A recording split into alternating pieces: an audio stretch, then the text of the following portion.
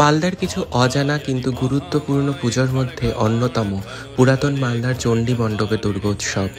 জানা যায় আজ থেকে ২৫০ বছর আগে পুজো শুরু হয় এই দেবীর। এও জানা যায় একদা দস্যুদের দ্বারা পূজিতা হতেন এই দেবী।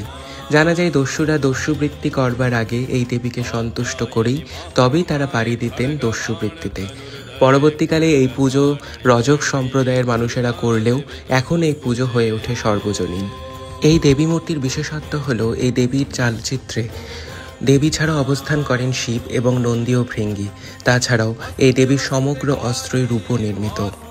চণ্ডীমণ্ডপ দুর্গোৎসবের প্রধান বিশেষত্ব হলো এর বিসর্জন। এই দেবী আজও কাঁধে করে মহানন্দায় বিসর্জিত হন। তবে বাহিজ খেলার নিয়ম একতা থাকলেও এখন সেই নিয়ম আর নেই।